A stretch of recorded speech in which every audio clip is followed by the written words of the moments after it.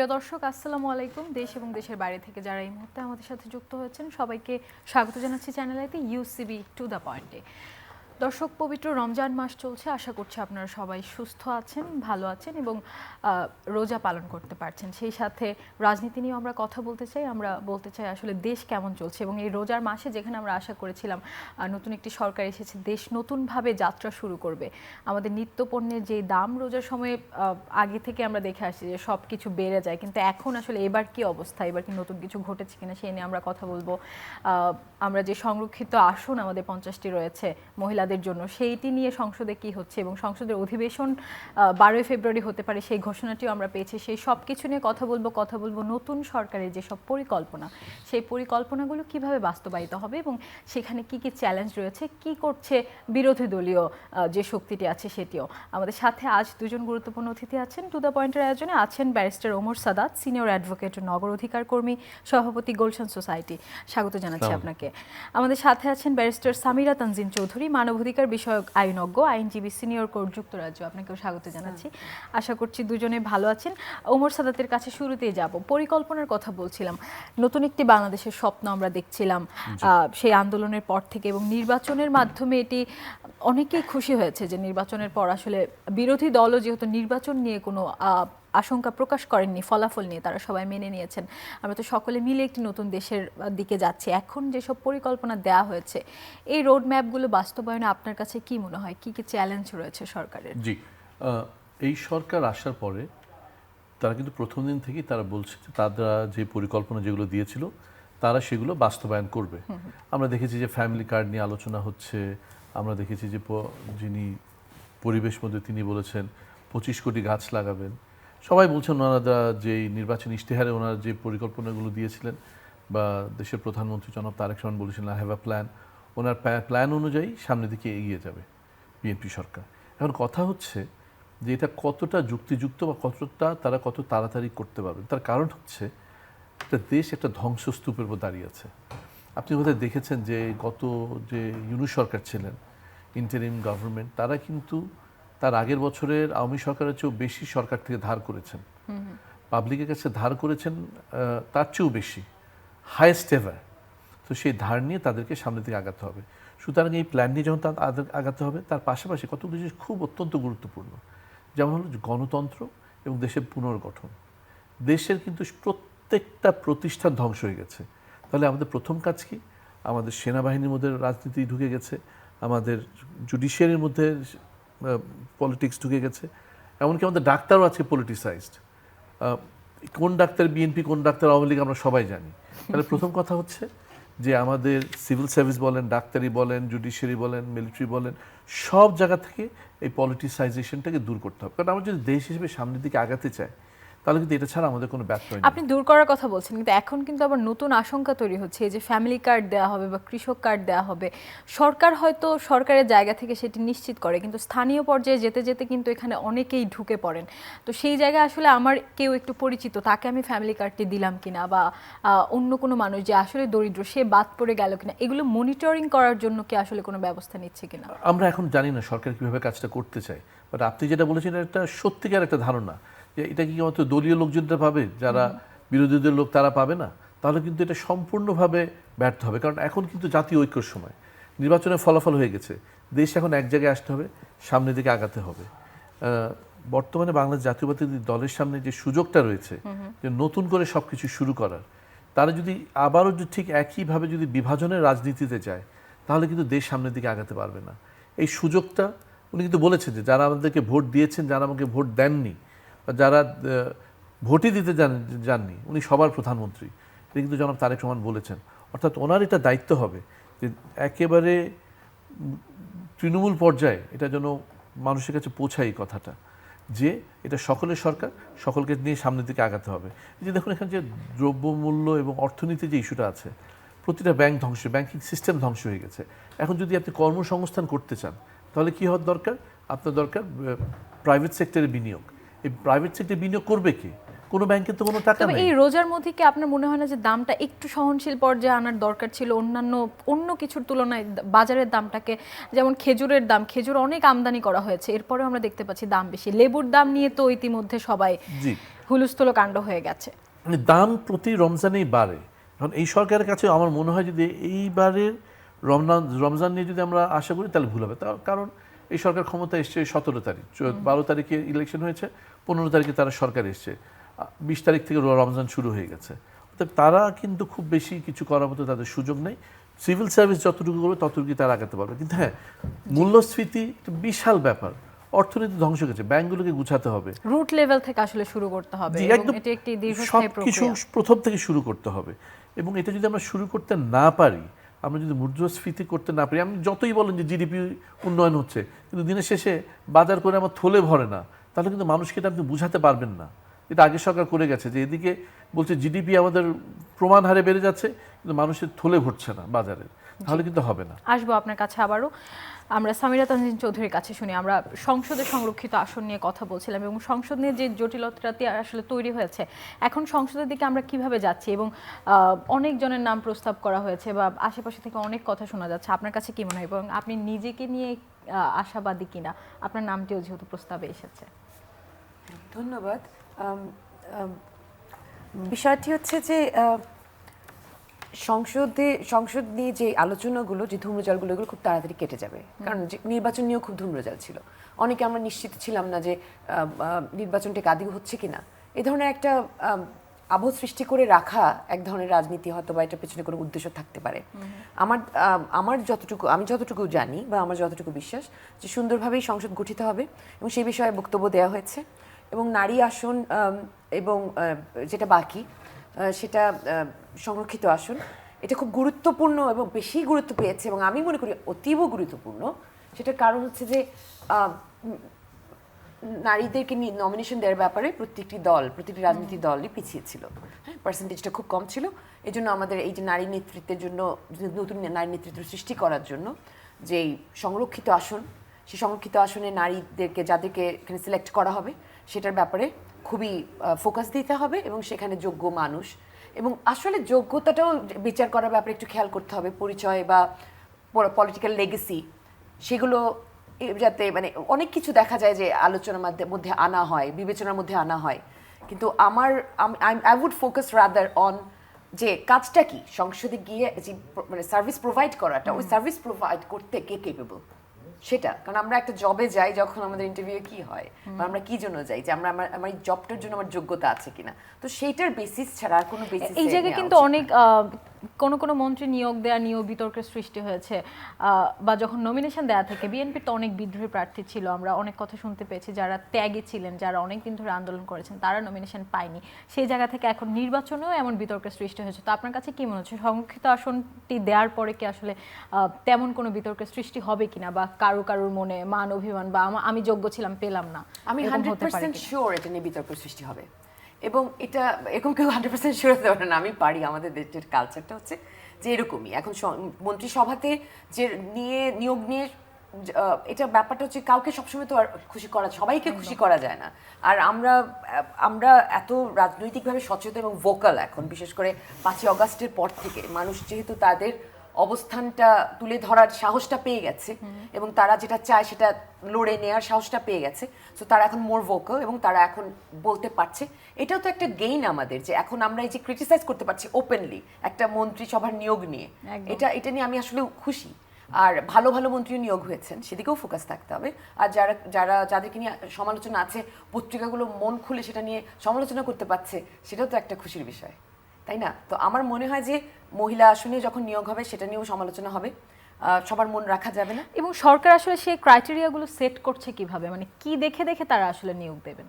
সেটা আসলে আমার জানার তো কথা না, যদি যেহেতু আমার নাম এসেছে এখানে। তো আমি যেটা আমার অভিজ্ঞতাটা তো বাইরে অর্জন করা, যে মানে কর্মজীবনের অভিজ্ঞতা, তো আমার প্রিপারেশনটা সেরকমই যে আমাকে যদি মনে করা হয় যে আমি সার্ভিসটা যেখানে যে কারণে একজন সংসদ সদস্যকে সিলেক্ট করা হয় এবং সেই কারণে তারা গিয়ে বসবেন মানে সংসদে, জাতীয় সংসদের মতো একটা পবিত্র জায়গায় যে দায়িত্ব নিয়ে যাবেন, সেই দায়িত্বটা তারা কি কতটুকু প্রোভাইড করার মানে সক্ষমতা রাখেন। আর তাছাড়া আরো অনেকে আসবেন যারা যোগ্য, এবং হয়তোবা আমার নাম দেওয়া হচ্ছে, আমার চেয়ে আরো যোগ্য মানুষ আসছেন, কিন্তু যোগ্যতাটা আসলে কি কাজে যোগ্য সেই অনুযায়ী তাদেরকে সেরকম কোনো কিছুতেও যদি দিতে হয়, instead of giving a seat at the parliament, a reserved seat, তাহলে তো সেটা বেটার, ওয়াই নট? বাট এটা কি সবাই বুঝবে? হয়তো বুঝবে না। সেটা সৃষ্টি করার, এই প্রচারটা করা, এই যে বোঝানোর দায়িত্বটাও নিতে হবে আমাদেরই। একদম। এখানে কি আমি একটু বলতে পারি? হ্যাঁ নিশ্চয়ই, আমি এটা আপনাকে জিজ্ঞেস করতাম যে আপনি আসলে কি বলবেন, এই যে 50টি আসন, এটার জন্য তো অনেকে লড়বে বা অনেকজনের নাম প্রস্তাব করা হবে, সেখানে আসলে ঠিক কি দেখে সেই আসনের জন্য কাউকে নেওয়া হয়? আমাদের যখন প্রথম এটা চালু হলো 80-র দশকে, এরশাদের সময়, তখন জায়জা দিন বলে যে সাপ্তাহিক পত্রিকাটা ছিল, প্রথম যখন 30 জন মহিলা আসলেন, তারা বললেন যে সংসদের 30 সেট অলংকার, এটা নিয়ে খুব তখন হইচই হলো। আমরা কি আজকে এত বছরে কি সেই 30 সেট অলংকারের খেতাব থেকে বের হয়ে আসতে পেরেছেন আমাদের মহিলা এমপিরা? আমাদের দলগুলো যাদেরকে মহিলা এমপি হিসেবে নিয়োগ দেন, তাদের কতটুকু জবাবদিহিতা থাকে? মানে আমরা দেখেছি যে গতবার সংসদে আমাদের অত্যন্ত গুণী শিল্পী মমতাজ, তিনি এমপি হলেন। ওনার এমপি হিসেবে ওনার কন্ট্রিবিউশনটা কি? সংসদে কয়েকবার গান টান গিয়েছেন। আমাদের দেশে এটা আবার খুব মজার জিনিস যে বাংলাদেশে কেউ কোনো কিছুতে শ্রেষ্ঠ হলে তাকে সংসদে এমপি হতে হবে। লতা মঙ্গেশকর তো কোনোদিন সংসদে এমপি হন নাই, সুনীল গাভাস্কর তো কোনোদিন সংসদে এমপি হন নাই। সংসদে একজন এমপির কাজটা কি, তার জনগণের কাছে জবাবদিহিতাটা কি, সেই জিনিসটা বিবেচনা করেই এবার কিন্তু সংসদে মহিলা এমপি নমিনেশন দেওয়া উচিত বলে আমি মনে করি। তার কারণটা এবার একটা বিশেষ কারণ আছে। তার কারণ হচ্ছে এবার কিন্তু আমরা খুব মুখোমুখি চলে এসেছিলাম। ধরুন যদি জামাত ক্ষমতায় চলে আসতো, তখন কিন্তু তাহলে মহিলাদেরকে 5 ঘন্টা কর্মঘণ্টায় আপনাদেরকে চলে যেতে হতো, কারণ ওনারা বলেছেন যে 5 ঘন্টা বেশি কাজ করতে দেবেন না। তো সংসদে কী হবে? সংসদে আপনারা ঘন্টার পর ঘন্টা উনি যদি আজকে মহিলা আসতে নির্বাচিত হন, তাহলে কিন্তু আপনার ঘন্টা কিন্তু 5 ঘন্টা, আপনার পুরুষ কলিগরা কিন্তু 15 ঘন্টা 20 ঘন্টা কাজ করবে, কিন্তু আপনি কিন্তু 5 ঘন্টা। বলেছিল হয়তো যখন গর্ভধারণের সময় আসবে, যখন কেউ প্রেগন্যান্ট থাকবে। না উনি জেনারেলি বলেছেন। হ্যাঁ, এটা পরে তিনি ক্লিয়ার আউট করেছে। আচ্ছা, মানে ওইটা ঠেকায় পড়ে আর কি, ঠেকায় পড়ে। হ্যাঁ, কিন্তু আমাদের কথা হচ্ছে আমরা যখন মহিলাদেরকে দিব, আমাদের উদ্দেশ্যটা কী হবে? যে আমরা স্বাধীনতার পর থেকে আমাদের মহিলাদের অবস্থার কতটুকু উন্নয়ন করতে পেরেছি। আজকে আমরা জানি যে একটা স্বাভাবিক প্রক্রিয়ার মধ্যে দিয়ে আমাদের হয়তো মূল দলগুলো মনে করেন যে মহিলারা ইলেকশন করে বের হয়ে আসতে পারবেন না। বের হয়ে আসতে আমরা পারিনি, কারণ কিছুদিন আগেও আমরা জামায়াতের এক নেত্রীর কাছে শুনেছি যে অলংকারের কথা, তিনি মেয়েদেরকে অলংকার হিসেবে। জি, অর্থাৎ ওইটা তো ওনার ব্যক্তিগত মতামত, কিন্তু আমরা জাতি হিসেবে আমরা সার্বিকভাবে আমরা যদি নিরপেক্ষভাবে তাকাই, তাহলে মেয়েরা আমাদেরকে কতদূর এগিয়ে এসেছে। আমরা যদি দেখেন যে মহিলারা কিন্তু বাংলাদেশে অনেক এগিয়ে গেছে, কিন্তু সেটার রিফ্লেকশনটা কি আমাদের সংসদে আছে? আমি তো দেখি না। রাজনীতিতেও হ্যাঁ, সেই জায়গায় আরো একটু সচেষ্ট হয়ে সেভাবেই আসলে নির্বাচন করা উচিত। এইবারের জন্য এবারে আমাদের যে মহিলা নির্বাচন করা হবে, আমাদের দেখতে হবে যেন যারা যোগ্য, যারা আমাদের মহিলাদের জীবন পরিবর্তনে ভূমিকা রাখতে পারেন, কেবলমাত্র তাদেরকেই নমিনেশন দেওয়া হবে, তারা যেন সংসদে অলংকার না হয়ে থাকে। একদম, আমরা সরকারকে সেই জন্যই আহ্বান জানাবো। আপনি জুলাই গণঅভ্যুত্থানের বিচার প্রক্রিয়া নিয়ে যদি একটু কথা বলি, বিচার প্রক্রিয়া করা, তারপর হচ্ছে সাক্ষ্য দেওয়া, এই সব কিছুকে আরো সুষ্ঠু করতে, আরো পরিচ্ছন্ন করতে আসলে সরকার কি করছে? না, এই সরকার তো মাত্র আসলো, বিচার কিন্তু শুরু হয়ে গেছে। ট্রাইব্যুনালে, ইন্টারন্যাশনাল ক্রাইমস ট্রাইব্যুনাল চলছে, এর পাশাপাশি অন্য যে কেসগুলো হচ্ছে, দুদকের মামলাগুলোও চলছে। এখন আমাদের মনে রাখতে হবে যে একসঙ্গে যেমন এই প্রক্রিয়াটার মাধ্যমে যারা দোষী তাদেরকে সাজা দিতে হবে, আবার একই সঙ্গে যেন প্রক্রিয়াটা পরিষ্কার হয়, যেন রাজনৈতিক প্রতিহিংসা বলে প্রতীয়মান না হয়। তাহলে কিন্তু তাহলে তো আগে সরকারের সঙ্গে তাদের কোনো পার্থক্য থাকবে। কিন্তু এই জায়গায় তো আওয়ামী লীগের কার্যক্রম নিষিদ্ধ করা হয়েছিল, এখন আমরা আবার দেখতে পাচ্ছি আওয়ামী লীগের অনেকে ফিরে আসছে, অফিস খোলার কথা শুনতে পাচ্ছি। এখানে বিএনপির ব্যাপারে অভিযোগ উঠেছে যে বিএনপি আসলে আওয়ামী লীগকে পুনর্বাসন করতে চায়, এখানে কি বলবেন আপনি? আমার ব্যক্তিগতভাবে আমার মনে হয় যে রাজনীতিতে একটা ওপেন স্পেস থাকা দরকার, এটা আমার ব্যক্তিগত মতামত। আওয়ামী লীগ একটা বড় দল, কিন্তু আওয়ামী লীগ যে কার্যক্রমটা করেছে সেটা পরবর্তী তাদের শাস্তি তো থাকা উচিত। এটাও আমার ব্যক্তিগত। আওয়ামী লীগের যেমন রাজনীতিতে আসা উচিত, আবার একই সঙ্গে তারা যে কাজটা করেছে, ধরুন আজকে আপনি বিচার প্রক্রিয়ার মাধ্যমে আসা উচিত না, ধরুন আপনি আজকে জার্মানিতে গেলেন, নাজি জার্মানিতে, হিটলার তো খুব জনপ্রিয় ছিল, কিন্তু আপনি যদি বলেন যে না, এখন হিটলারের নামও আমরা মুখে উচ্চারণ করতে পারি না, অর্থাৎ না, কিন্তু তাদের অনেক জনসমর্থন আছে, সুতরাং তাদেরকে রাজনীতিতে আসতে হবে, সেটা যেমন আমরা বলতে পারি না, ঠিক একইভাবে আওয়ামী লীগ যে কাজটা করেছে সেটার জন্য তাদের এই মুহূর্তে একটু মাথা নিচু করে থাকা দরকার। তারা তো বিরাট একটা খারাপ কাজ করেছে, এটা নিয়ে তো আমরা সবাই একমত। আবার তারা একটা বড় রাজনৈতিক দল, সেটাও আবার সত্যি, কিন্তু এটা একটা প্রক্রিয়ার মধ্যে দিয়ে হতে হবে, বিচার ব্যবস্থার মধ্যে দিয়ে হতে হবে। এটার জন্য সময়ের প্রয়োজন, এই সময়টা দেওয়া উচিত বলে আমি মনে করি। এবং সেই সময়টা কেটে গেলে আপনি দেখছেন যে এটা কিন্তু অবধারিতভাবে এটা হয়ে যাবে, কারণ আপনার যদি জনসমর্থন থাকে আপনি সামনের দিকে এগিয়ে আসবেনই।